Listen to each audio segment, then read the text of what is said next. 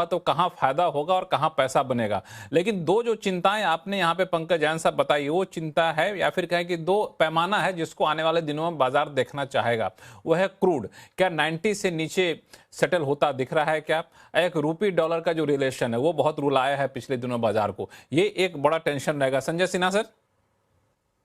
तो देखिए, इसके बारे में बहुत अथॉरिटी के साथ कुछ भी बोलना लक्ष्मण जी इस समय में थोड़ा मुश्किल है, क्योंकि हम्म। क्रूड के दाम आज जो ऊपर गए, उसके पीछे 2 कारण थे ना। एक तो ईरान की बमबारी के द्वारा कुछ जो प्रोडक्शन है उस पर असर पड़ा, और हॉर्मुज़ स्ट्रेट के ब्लॉकेड के कारण जो सप्लाई के चैनल्स थे, वो ब्लॉक हुए।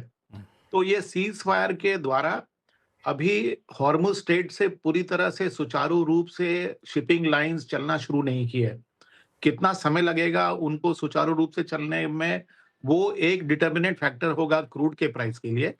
बट जो डिस्ट्रक्शन हुआ है ईरान की बमबारी से, उसमें हमें ना लक्ष्मण जी, सिर्फ क्रूड पर ध्यान नहीं देना चाहिए, हमें गैस पर भी ध्यान देना चाहिए, क्योंकि गैस की जो 17% जो प्रोडक्शन कैपेसिटी थी कतार की, वो अफेक्टेड थी। तो वो कब रिस्टोर होगी, उसका भी एक बहुत बड़ा योगदान रहेगा एनर्जी सप्लाईज के प्राइसेस का नॉर्मलसी की तरफ लौटने पर। लेकिन जहां तक रुपये डॉलर का सवाल है, हमारे ख्याल से जो इंट्रा डे 30 या 31 मार्च को रुपये डॉलर 95 को क्रॉस कर गया था, और उस दिन कुछ आई थिंक 94 87 पे क्रॉस किया। उसके बाद से आरबीआई ने जो जो एक्शन लिए हैं, उसके बाद रुपये में काफी स्टेबिलिटी आई है। और हम लोग जो स्टेबिलिटी इस वॉर के एरेना में देख रहे हैं, उसका भी हमारे ख्याल से रुपये पर असर पड़ेगा, और रुपये की स्टेबिलिटी जो है, वो मेरे ख्याल से वापस आ जानी चाहिए। एंड शायद ये एक कारण है जो कि हल्की-फुल्की जो हम छींटे देख रहे हैं एफआईआई की पॉजिटिव नंबर की, शायद ये रुपये की स्टेबिलिटी से भी रिलेटेड है। ये एफआई वाली बात आपने बड़ा इंपॉर्टेंट कहा है कि ये क्या इंडिकेट करता है। ये इस पे मैं सुदीप सर से भी राय लूंगा, लेकिन आपने बहुत सही कहा कि वॉर खत्म भी होता तो इसका इम्पैक्ट कब तक रहेगा, ये एक बड़ा कंसर्न रहेगा। तो मैं एक रिपोर्ट पढ़ रहा था इंटरनेशनल एनर्जी एजेंसी का, आईईए का। वो कह रही है कि जो क्रूड के प्रोडक्शन है वो प्री वॉर लेवल पे जाने में उसको सुचारू रूप होने में 2 साल का समय लग सकता है।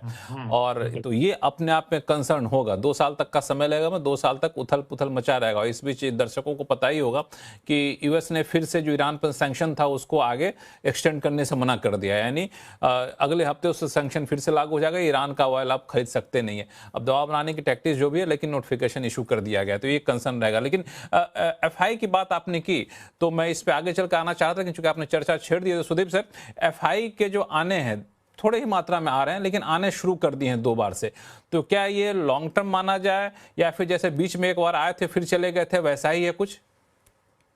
जी, मुझे तो लगता है ये टैक्टिकल मूव है लक्ष्मण जी। एक हम्म। एक ट्रेंड के तरह इसको मान नहीं सकते हैं। अभी भी बहुत सारा अनिश्चयता है, जैसे पंकज जी, संजय जी हम्म। कह रहे हैं, और मैं भी इससे सहमत हूँ कि अ, शायद वार करने की, जैसे आप भी कह रहे थे, हिम्मत या इच्छा अभी कोई भी जो रिलेटेड पार्टीज है उनका नहीं है। सबके लिए एक फेस सेविंग सोल्यूशन चाहिए, और शायद किसी ना तरीके से एक फेस सेविंग सोल्यूशन करके सब लोग हट जाएंगे, और अपने अपने पोजीशन जो भी है वहां से वापस हट जाएंगे। पर दुनिया को नॉर्मल सी देखने में बहुत टाइम लगेगा। अब जैसे आपने एनर्जी एसोसिएशन की रिपोर्ट की बात की, 2 साल लगेगा कह रहे हैं। डिफरेंट एक्सपर्ट्स का डिफरेंट व्यू है, बट बाय एंड लार्ज जो भी प्रोडक्शन सफर हुआ है, क्रूड में हो, गैस में हो, एल्यूमिनियम में हो, हीलियम में हो, ये सब रेस्टोर होने में 1.5 से 2 साल की टाइम जरूर लगेगा। और अगर ऐसा होता है तो ये सारे कमोडिटीज के प्राइस पे जरूर दबाव रहेगा। और जैसे हम लोग कह रहे थे कि क्रूड प्राइस पे भी दबाव रहेगा, और क्रूड का एक पुराने लेवल पे $60-70 बैरल ब्रेंट जैसे ट्रेड हो रहा था, वहां पे पहुंचने की कोई संभावना मुझे नहीं दिख रहा है। एक नया लेवल, एक रेंज आ जाएगा। हम लोगों का ख्याल है कि 80 से 90 के बीच में अगर सिचुएशन सब शांत हो जाता है तब भी 80 से 90 के बीच में क्रूड रहेगा। और अगर ऐसा होता है तो अब देखिए इंडियन इकोनॉमी पे दबाव तो रहेगा ही, क्योंकि हम लोगों का जो assumption था, हम लोगों का जो इकोनॉमी एक कहा जा रहा था कि बहुत अच्छा मतलब गोल्डन पीरियड हो गया, सारे इंडिकेटर्स पॉजिटिव है, वहां से हम लोग दूर चले गए, क्योंकि ऑयल प्राइस बढ़ जाना इंडियन इकोनॉमी के लिए सही नहीं है।